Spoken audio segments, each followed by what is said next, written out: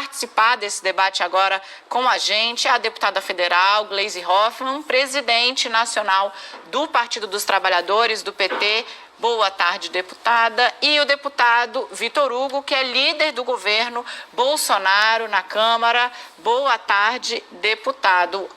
Agradeço muito a participação de vocês aqui no nosso debate e queria começar com a pergunta a respeito da atuação da PF. A operação de hoje abre ou não abre margem para dúvidas a respeito da autonomia da Polícia Federal? Damas primeiro, tudo bem, deputado? Vou iniciar com a deputada Gleisi Hoffmann.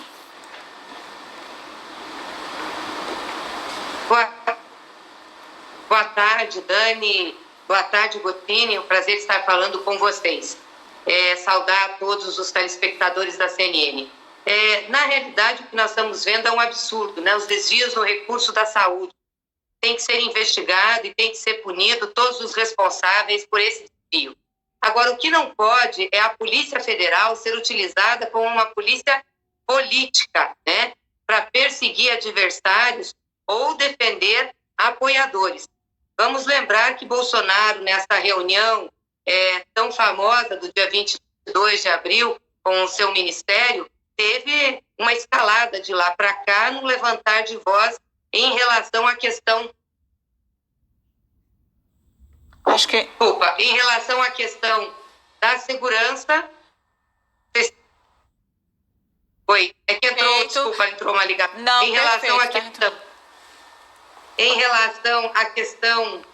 à questão da segurança, e também levantou a voz para os governadores, chegou inclusive a se referir de maneira ofensiva ao governador do Rio, ao governador de São Paulo. Uma das ministras disse que tinha que prender governador. E aí, de repente, um mês depois, e que ele faz a intervenção na área de segurança que ele disse que ia fazer na reunião, a Polícia Federal, já com uma nova direção, tem uma intervenção, uma ação feita no Rio de Janeiro. Parece-me aí que a política teve um fato importante de pauta na polícia. Isso é preocupante e a gente tem que evitar isso, ou seja, a Polícia Federal não pode se transformar numa polícia política. É importante lembrar também que esse caso já estava sendo investigado pela Polícia Civil do Rio de Janeiro. Certo. Eu me pergunto aqui o que fez Sérgio Moro, que era ministro da Justiça à época e, portanto, chefe da Polícia Federal. Por que Moro não falou ou não agiu em relação a isso? Então, Perfeito. São muitas coisas que têm que ser esclarecidas nesse evento todo envolvendo o governo do Rio. Certo. Eu só espero, sinceramente, que esse governo não use esse episódio para perseguir os demais governadores que fazem um trabalho sério de enfrentamento à pandemia e de proteção da população brasileira. Perfeito. Vou passar para o deputado Vitor Hugo ao mesmo tempo. Deputado, obrigada. Pode começar. Bom, boa tarde, Dani, boa tarde, Gotino, boa tarde, deputada Gleisi.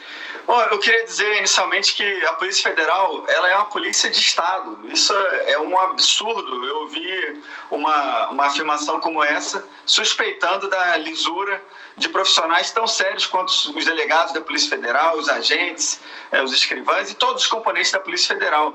É preciso esclarecer também para a população brasileira que uma operação como essa, ela não sai da cabeça de um delegado isoladamente. É feita toda uma investigação, há um controle do Ministério Público Federal. No caso de investigações contra governadores, o STJ faz o controle e determina as diligências, de maneira que é impossível que haja qualquer tipo de conluio para definir o momento exato ou o alvo a ser atingido por uma operação como essa.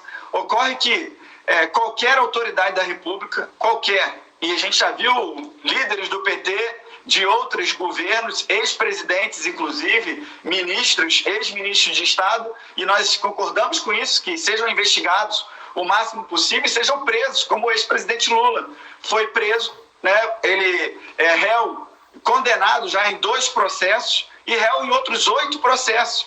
Então, a Polícia Federal não é uma polícia política, ela é uma polícia de Estado. Ficou muito claro pelos depoimentos dos ministros de Estado do governo Bolsonaro que depuseram, também do próprio depoimento do ex-ministro Moro, da transcrição do vídeo, e as pessoas assistiram ao vídeo dessa reunião ministerial que foi referida aqui, que foi tratada aqui, e não viram qualquer prova, qualquer alegação de que o presidente Bolsonaro tenha cometido algum crime foi completamente esvaziada quando nós assistimos ao vídeo. Algumas pessoas até brincaram, achando que esse vídeo fosse um vídeo de campanha eleitoral, porque o presidente se mostrou em privado exatamente aquilo que ele é no público. Todas as pautas que o governo Bolsonaro defendia, que o deputado Bolsonaro defendia ao longo da sua vida e que defendeu na pré-campanha e na campanha, ele defendeu de forma calorosa e de forma entusiasmada nessa reunião ministerial do dia 22. Perfeito, deputado. Deputada Gleisi Hoffmann, a tréplica. Bom, primeiro dizer que o presidente Lula foi preso num processo marcado por falta de provas e de perseguição judicial. E a Polícia Federal foi utilizada assim como instrumento político para persegui-lo, para fazer batidas midiáticas, para expor a ele e a sua família. E foi graças à prisão do presidente Lula, feita por Sérgio Moro, que depois virou ministro, presidente que o senhor defende, que o seu presidente foi eleito. Se Lula tivesse disputando as eleições, Bolsonaro não ganharia aquelas eleições. Aí tiveram problemas políticos, porque o Moro foi para o Ministério da Justiça, acho que estava fazendo sombra a Jair Bolsonaro, com certeza estava querendo ter uma referência política ou ter um outro cargo, e Jair Bolsonaro se sentiu incomodado, também porque queria a proteção dos seus filhos e da sua família. Aliás, foi o que ele deixou claro lá naquela reunião, uma reunião em que nós tínhamos uma crise já da pandemia do coronavírus em ascensão, milhares de mortes, não se discutiu a crise. Não se discutiu a saúde, não se discutiu a vida do povo, não teve solidariedade pelas mortes, mas o presidente da República, de forma mal educada, falou palavrão o tempo inteiro, bateu na mesa, agrediu as pessoas, e o que ele queria era armar a população e salvar sua família, seus filhos e seus amigos. Esse é o recado daquela reunião. Quer dizer, é um governo que olha para o seu umbigo, não tem capacidade administrativa, política, não consegue se colocar no lugar do povo e não dá resultado para a população. São mais de 30 mil mortes, o Brasil está entre os primeiros e segundos lugares de mortes por dia, e tudo que o presidente da República diz é "e daí?", e manda as pessoas se exporem aos vírus. Quer dizer, e qual é a ação desse governo para proteger a vida? Qual é a ação desse governo para proteger a economia? Ferrar com as pequenas empresas, como sugeriu Paulo Guedes, e como ficou quieto o presidente Bolsonaro? Vão ajudar as grandes para o governo ganhar dinheiro? É lamentável, é vergonhoso e é triste ver o país com um governo com essa qualidade. Vitor Hugo, para a resposta, e aí nós trazemos um novo tema. Bom, as ações, você perguntou quais são as ações do governo federal, eu falo mais de 600 ações ministeriais, interministeriais, legislativas, normativas, executivas, já foram anunciados mais de 1 trilhão e 700 bilhões de reais em ajuda para informais. Inclusive, nós aprovamos aqui na Câmara dos Deputados uma ajuda emergencial que o governo aumentou para R$600, a oposição tinha topado. Eu lembro de você estava no plenário satisfeito com os R$500. E nós aprovamos uma medida emergencial para R$600, que está ajudando dezenas de milhares, dezenas de milhões de brasileiros aí, Brasil afora. E já aprovamos também ajuda para os empregados formais com a medida provisória 936, possibilitando a redução da jornada de trabalho e também a suspensão temporária dos contratos de trabalho. Né? Fechamos as fronteiras, estimulamos as importações de material, inclusive de medicamentos, para ajudar os brasileiros a preservar vidas, que é a nossa prioridade do governo federal, preservação de vidas e também preservação dos empregos. É claro que o presidente Bolsonaro e todo o governo se solidariza com as mortes que aconteceram no país. Agora, não espere de nós aquela atitude da esquerda, uma atitude paternalista, uma atitude de resistência diante dos obstáculos. Nós somos um governo que somos altivos, nós queremos resolver o problema e vamos resolver. Diferente, e eu queria reafirmar que nós não fazemos qualquer conluio, nós não fazemos qualquer conchavo, diferente dos governos petistas. E eu volto aqui para o ex-presidente Lula, que certamente não teria ganho as eleições se tivesse participado. Ele é réu em 8 processos, foi condenado já em 2. Poderia falar os diversos crimes aqui, lavagem de dinheiro, tráfico de influência, corrupção passiva e vários outros crimes dos quais ele foi e é acusado e tenho certeza que será condenado ainda em muitos outros processos. Obrigada, deputado. Gotino. Eu queria começar essa parte do debate agora conversando com a deputada Gleisi Hoffmann e voltando para o tema. Quando a gente fala da operação da polícia, a deputada fez uma crítica à operação, classificou até como uma polícia política. Aí eu vou até o site da CNN pegar a reportagem do Caio Junqueira, nosso analista. A polícia encontrou um contrato de prestação de serviço e honorários advocatícios entre o escritório de advocacia da primeira-dama do Rio, a Helena Witzel, e uma empresa que atua na área de saúde ligada ao empresário Peixoto, que foi preso na última operação da polícia. Encontraram um contrato de R$540 mil, divididos em 36 parcelas, 8 parcelas já foram pagas. Só isso não é suficiente para iniciar uma investigação no Rio de Janeiro, deputada? Olha, só antes, Gotini, para pedir para o deputado Major Vitor Hugo, para ele refrescar a memória, porque eu estava no plenário, sim, e o que eu defendia era um salário mínimo. Briguei para ter um salário mínimo. O Bolsonaro, vocês queriam dar R$200. Depois que acertaram R$500, o senhor no final propôs 600, nós aceitamos rápido para não baixar para 200. Porque o que nós queríamos é que a população tivesse renda.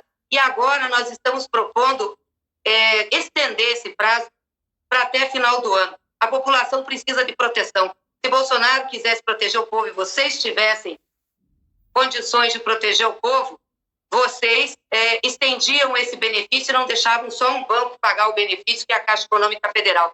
Colocariam outros bancos para o povo não ficar humilhado esperando nas filas.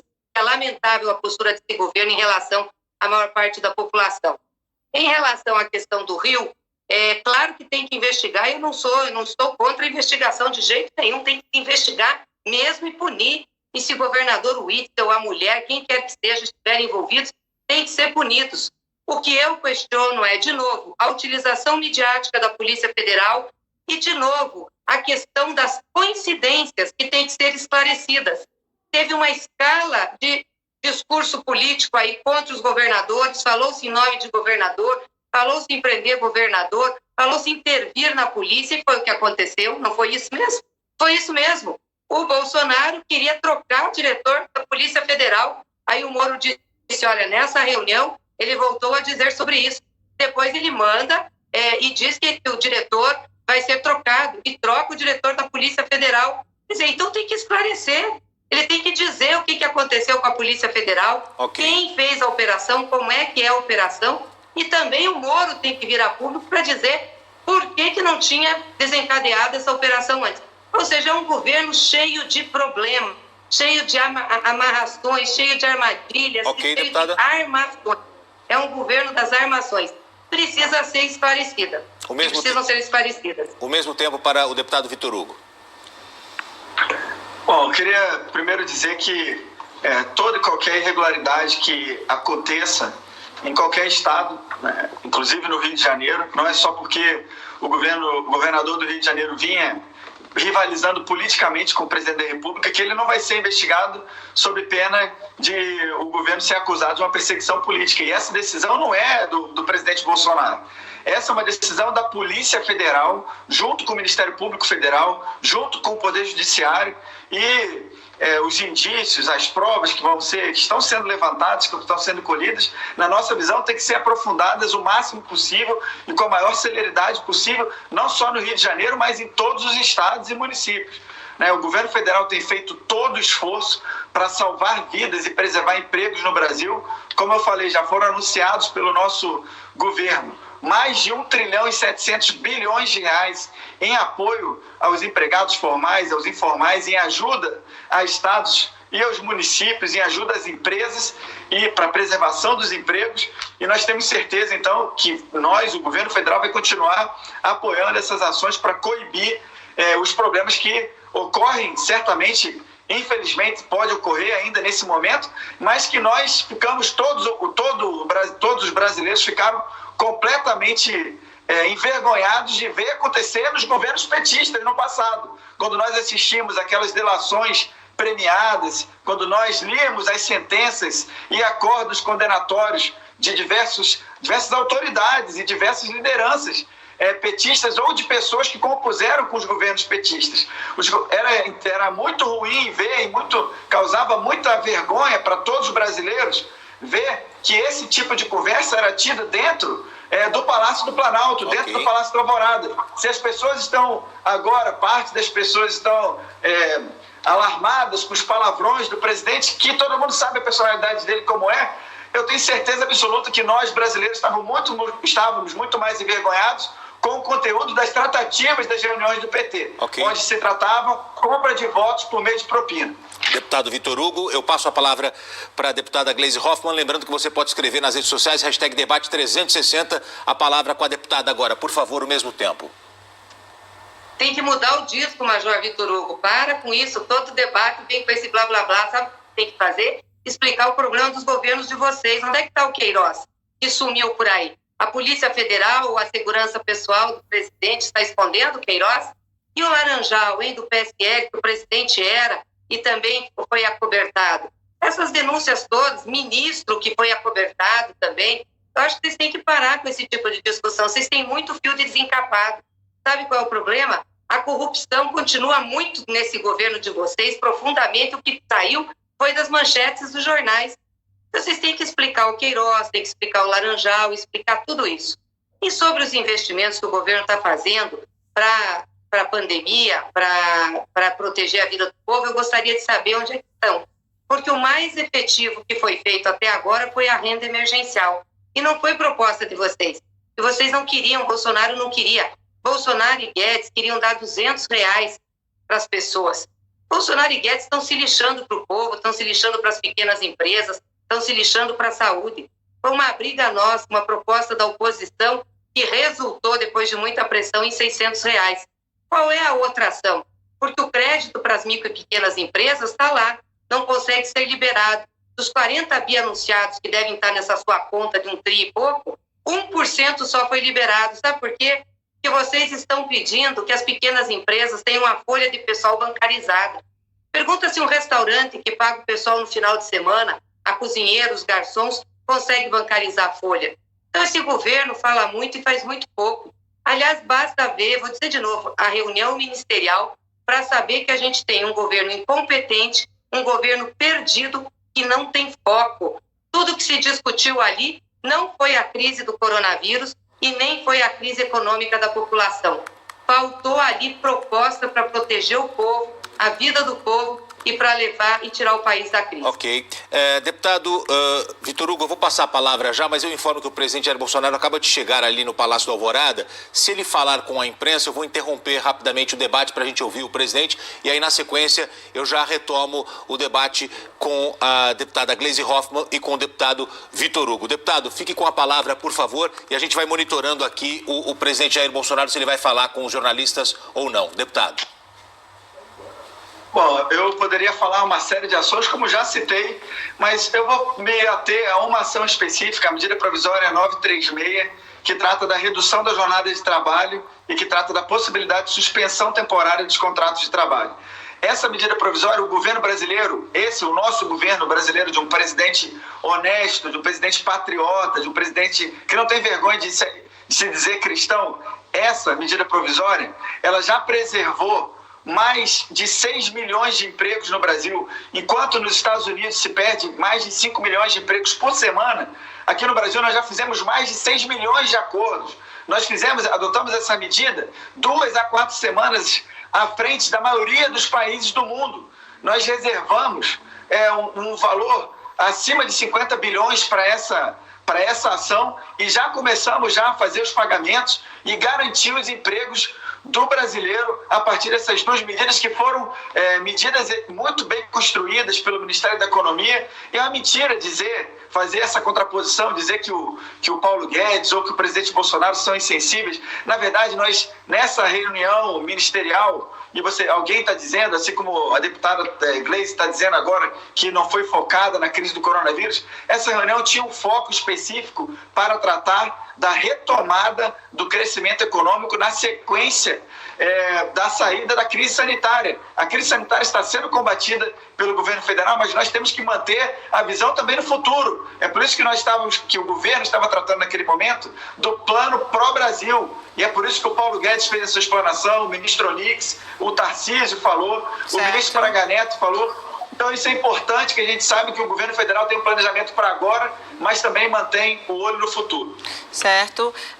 Eu ia fazer já uma nova pergunta, mas eu estou curiosa para ouvir o que a deputada Gleisi Hoffmann tem a dizer a respeito do que ouviu na reunião sobre o plano pró-Brasil. Suas considerações, deputado Vitor Hugo responde e aí sim eu trago um novo tema. Deputada Gleisi, por favor, a palavra com a senhora. O que eu ouvi, Dani, foi o general Braga Neto ser desautorizado e até desrespeitado pelo Paulo Guedes, que praticamente pediu para que não se discutisse mais o chamado pró-Brasil. Foi isso que aconteceu. A cacetada do Paulo Guedes no general Braga Neto foi tão grande que acabou de se discutir ali. Fizeram a exposição do pró-Brasil, quando o Paulo Guedes foi o primeiro a falar, acabou a discussão. Não se discutiu mais, pode ver, não se discutiu. A única coisa que foi discutida lá, de concreto, que o Paulo Guedes trouxe para a questão da economia, foi trazer o jogo para o Brasil, os cassinos, a jogatina. Quem vê a fala do Paulo Guedes tem vergonha. Não temos que levar para o Rio de Janeiro, ainda cita a posição do Jair Bolsonaro de fazer uma parte do Rio como uma Cancún, ganhar dinheiro através do jogo. Fico me perguntando aqui, Major Olímpio, vocês são um governo que diz que Deus está acima de tudo, Bolsonaro vive falando isso. Não foi nada cristão o que nós vimos nessa reunião. A quantidade de palavrão, as ameaças, armar povo, trazer jogatina para o Brasil, já que isso está ligado ao preceito cristão, vocês têm, na realidade, propaganda, é isso que vocês fazem, usando o nome de Deus e de Cristo em vão.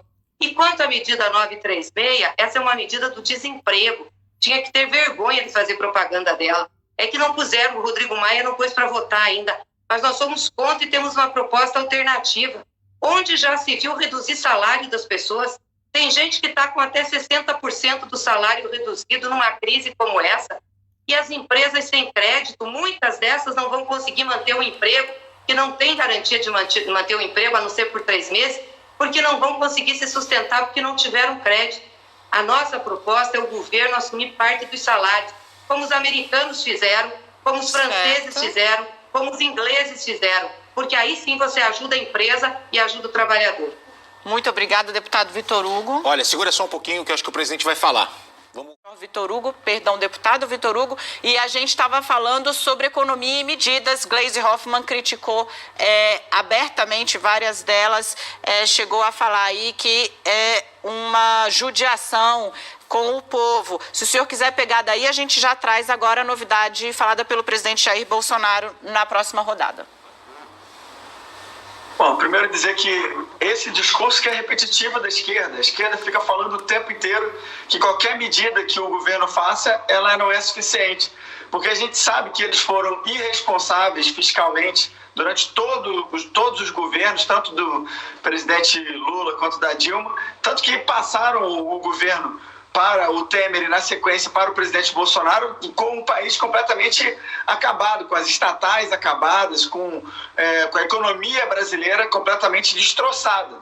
E aí eu consigo também entender a indignação e a surpresa da deputada Gleisi em ver uma reunião em que são tratados assuntos sérios com franqueza, em que o ministro da Economia debate com o ministro da Casa Civil de maneira franca e aberta, porque nos regimes ou nos governos do PT, muito provavelmente isso não acontecia. As conversas que eram tidas entre os ministros eram conversas cabulosas, como o próprio crime organizado se referiu às conversas que aconteciam entre o próprio crime organizado e o PT. E eu consigo entender isso. Agora, o governo federal já anunciou, como eu falei, mais de 1 trilhão e 700 bilhões de reais em medidas, e já disse que não vão faltar recursos para salvar vidas e preservar empregos no Brasil. Isso quer dizer que mesmo com toda a ideia que o governo tem de conduzir reformas estruturantes, reformas essas que o governo petista não conseguiu fazer uma reforma da Previdência tão profunda quanto a que nós fizemos no ano passado, certamente não fez uma reforma administrativa e tributária que nós buscamos fazer, revisão do Pacto Federativo, revisão dos fundos, muitos dos quais criados também nos governos petistas e que hoje representam bilhões de reais que poderiam estar sendo usados também agora contra a crise do coronavírus, e também a questão da PEC emergencial, que são medidas estruturantes que o nosso governo persegue e que certamente veremos aprovadas aqui no parlamento. Então, eu fico consternado de ver o blá blá blá que ela se referiu da minha parte, quando nós repetimos aquilo que o povo brasileiro também não pode esquecer, né, que vários ministros e ex-presidentes, de modo particular, dos governos petistas, são réus e foram condenados já, alguns até inclusive foram presos, como o ex-presidente Lula, e isso não pode ser esquecido pela população brasileira, para que nunca mais se permitir os governos petistas cheguem ao poder aqui no Palácio do Planalto, no Palácio da Alvorada. Obrigada, deputado, por entender aqui nosso corte com relação ao tempo, para que a gente possa encerrar falando do que é novo, do que acabou de ser dito. Eu gostaria de ouvir falas dos dois a respeito dessa indicação do presidente Jair Bolsonaro. Primeiro, de que só vai sancionar o socorro aos estados e municípios amanhã, e há dúvidas sobre o alcance desse veto, já que teve medida provisória concedendo reajuste a algumas categorias da segurança hoje, e de que admite sim prorrogar o auxílio emergencial, mas, abre aspas, não vai ser 600, vai ser menor. Nós começamos com a deputada Gleisi Hoffmann e esse vai ser o nossa última interação, 2 minutos para cada. Então, fala, Gleisi, e encerro com o Major Vitor Hugo. Deputada, por favor, fique à vontade. Ok, só para refrescar aí a memória do Major, o presidente Lula foi absolvido 3 vezes. A única condenação que ele teve foi pelas mãos de Sérgio Moro, que serviu a política de vocês para virar ministro da Justiça e ajudar Bolsonaro a ser presidente da República. E em relação a esses anúncios do Bolsonaro, ele acaba de desmentir o Major, acaba de demitir o deputado e líder do governo dele, que está dizendo que não vai faltar dinheiro, vai ter para salvar vida, para salvar as pessoas. Quer dizer, o presidente anuncia hoje que vai reduzir o recurso para ajudar os que mais precisam, de 600 para 200 reais. Que cabeça é essa? Aí ele diz, eu tenho que comer, as outras pessoas não têm. Ele é mentiroso, irresponsável, incapaz. Ele não está de mãos amarradas, não. Ele está se fazendo de tonto. Ele tem a obrigação de ajudar o povo brasileiro. E o Estado brasileiro tem dinheiro, faz dívida, emite moeda. Pode fazer isso, sim, pode proteger. Aliás, vocês estão usando os 380 bilhões de reservas deixado pelos governos do PT. Esse governo só não quebrou, o Brasil só não quebrou, porque quem foi responsável com o país foi Luiz Inácio Lula da Silva, sim, que fez uma reserva de 380 bi, vocês estão usando. Usem as reservas, salvem o povo brasileiro, e lavar as mãos é uma vergonha. Eu ouço uma entrevista dessa, é um misto de indignação e de vergonha com um homem desse ser presidente da República. Sabe quem está cozinhando no caldeirão? O povo brasileiro, no caldeirão desse governo, que é inconsequente. Baixar de 600 para 200 reais, vocês deviam ter vergonha, ele devia ter vergonha de anunciar um negócio desse. E as pessoas não estão ficando com problemas por conta do isolamento. O isolamento é a única forma de defender a saúde, que não tem vacina, não tem remédio.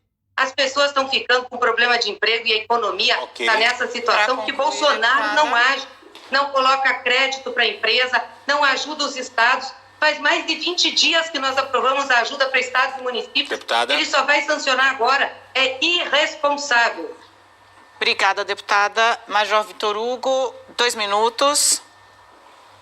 Bom, eu queria dizer que reforçar que o nosso governo federal presidido, liderado pelo presidente Bolsonaro, que não loteou ministérios como o PT fez, que não destruiu as nossas estatais, que não organizou um esquema criminoso de compra de votos na Câmara dos Deputados e no Senado Federal. A gente via, como eu falei, a leitura das sentenças, a leitura dos acordos, a gente vê os vídeos no YouTube das delações premiadas, inclusive delações conduzidas aí pelo, por exemplo, o ex-ministro Palocci do seu governo, acusando o presidente Lula de fazer negociados no Palácio do Planalto, no Palácio da Alvorada. Tenho certeza absoluta que os brasileiros, todos os brasileiros, têm vergonha desse tempo. E quando vem um presidente honesto, um presidente franco, um presidente que não se afasta do povo, um presidente que é adorado. Eu tenho viajado com o presidente, de modo especial para o meu estado de Goiás. Aqui, ano passado, ele foi 6 vezes a Goiás. E ele as pessoas são apaixonadas por ele, as pessoas vão ao encontro dele. Eu nunca vi ninguém tratando o presidente mal. E hoje eu vejo o ex-presidente Lula saiu da prisão. E a gente vê ele esquecido, nada, ninguém fala dele. Acho que a única pessoa que fala dele é a Gleice, que eu vejo. Ninguém, nem mesmo aqui no plenário da Câmara dos Deputados, nenhum deputado da esquerda tem coragem de defender o ex-presidente Lula, porque sabe que é passar vergonha. As pessoas sabem que o PT não pode voltar para o poder, porque senão vão quebrar o país. E eu queria reafirmar mais uma vez as prioridades do nosso governo: salvar vidas e preservar empregos. Quando eu vejo o presidente Bolsonaro sendo franco e sincero falando, é porque nós já comprometemos, nós já anunciamos, como eu falei, mais de 1 trilhão e 700 bilhões de reais, e é preciso sim ajudar as pessoas, se solidarizar com as vítimas, mas também ter consciência de que nós precisamos construir os caminhos para o futuro, para a retomada do crescimento e para a preservação dos empregos dos brasileiros. Tenho certeza que o governo federal fará isso com maestria. Muito bem. Deputado Vitor Hugo, obrigado por falar com a CNN, participar desse debate. A deputada Gleisi Hoffmann, também presidente do PT, obrigado por conversar com a gente nesse debate. Tenham todos uma ótima noite, já são 18 horas e 20 minutos, 6h20. Obrigado, boa noite para vocês. Assim é a CNN, fazemos debate,